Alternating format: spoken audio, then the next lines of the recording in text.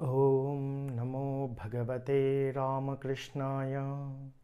జననీం శారదాం దేవీం రామకృష్ణం జగద్గురుం పాదపద్మే తయో శ్రిత్వా ప్రణమామి ముహుర్ముహుః.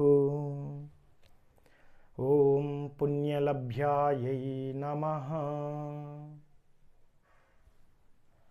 అంటే అనేక జన్మల పుణ్యఫలం వలన ఏ తల్లి మనకు లభిస్తుందో అట్టి తల్లికి నమస్కారాలు అని అర్థం. అంటే పుణ్యం అంటే ఏమిటి? స్వామి వివేకానంద మాటల్లో ఏ పని ద్వారా మనం భగవంతుని చేరుతామో, ఏ పని అయితే మనల్ని భగవంతుని దగ్గరికి తీసుకువెళ్తుందో అలాంటి పనియే పుణ్యకార్యం. ఏ పని మనల్ని దిగజారుస్తుందో అది పాపకార్యం. పుణ్యకార్యము అంటే ఏదైనా సరే మనం ఇతరులకు మంచి చేయటం, ఇతరులకు సేవ చేయటం, భగవన్నామ జపం, భగవంతుని గుణనామ కీర్తనలు, భగవంతుడి యొక్క కథాశ్రవణం, సత్సాంగత్యం, భగవంతుడి భక్తులతోడి స్నేహము, కాలక్షేపం, మహాత్ముల దర్శన భాగ్యం, సేవా భాగ్యం, ఇవన్నీ కూడా పుణ్యకార్యాలుగా చెప్పవచ్చు. ఇవే కాకుండా ఏదైతే మనల్ని భగవంతుడి వైపుకు నడిపిస్తుందో, ఏ పని వల్ల మనకు భగవంతుడి స్మరణకు వస్తాడో అవన్నీ కూడా పుణ్యకార్యాలు. అంతేకాకుండా మన మనస్సులను పవిత్రీకరించే ఆలోచనలు, అలా మనం చేసే పనులు ఇవన్నీ కూడా పుణ్యకార్యాలే. ఈ పుణ్యకార్యాలు మనకి భగవంతుణ్ణి లభించేలా చేస్తాయి. దీనికి ఒక చక్కటి నిదర్శనం రామచంద్ర ముఖర్జీ శ్యామసుందరీదేవి దంపతులు. అది 1850వ దశకం. బెంగాల్లోని జయరాంబాటి అనే ఒక చిన్న పల్లెటూరు.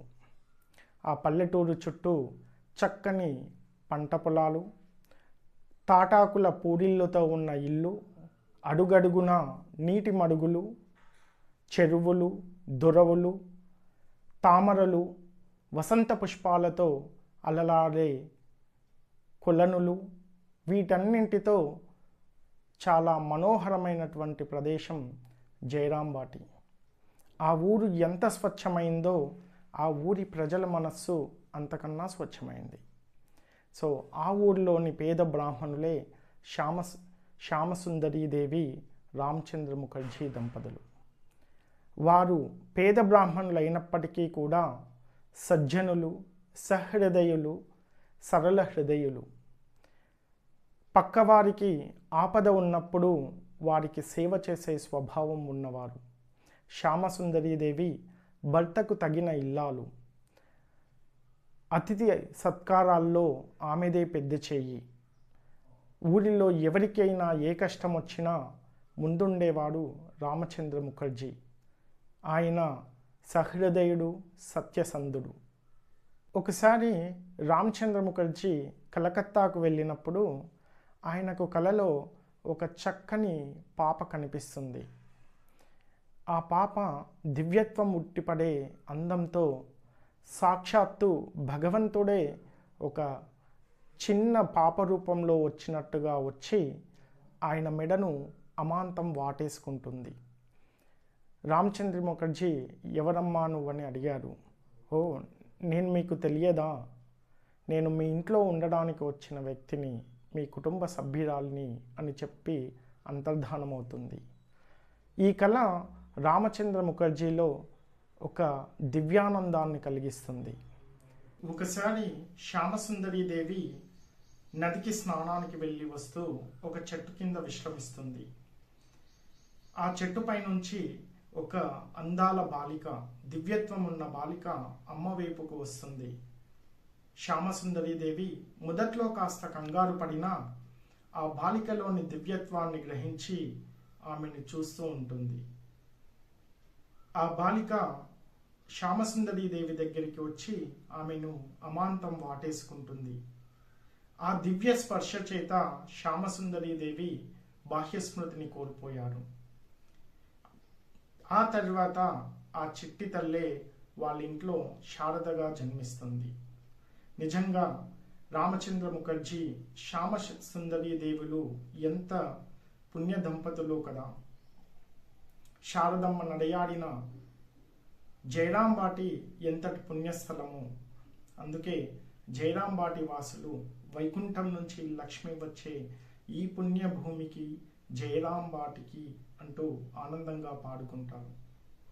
పుణ్యజీవులకు, పుణ్యకార్యాలు చేసేవారికి భగవంతుడు బిడ్డ రూపంలోనే కాదు, ఒక తల్లిగా, తండ్రిగా, గురువుగా, స్నేహితుడుగా వారి జీవితాల్లో సదా తోడుంటారు. ఎందుకంటే భగవంతుడు వారి సొంతం. ప్రతి యుగంలో ధర్మస్థాపనకై భగవంతుడు వివిధ అవతారాల్లో ఈ పుణ్యభూమిపై నడయాడాడు. అందుకే భారతదేశం పుణ్యభూమి. ఏ కర్మల వల్ల, ఏ పుణ్యకర్మల వల్ల మనకు భగవంతుడి దర్శన భాగ్యం లభిస్తుందో, భగవంతుడు లభిస్తాడో అలాంటి తల్లికి నమస్కారాలు. ఓం పుణ్యలభ్యాయై నమః. ఓం శారదాదేవ్యై నమః. స్వస్తి.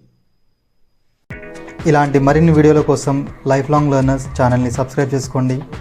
పక్కనున్న బెల్ ఐకాన్ని ఆల్లో పెట్టండి.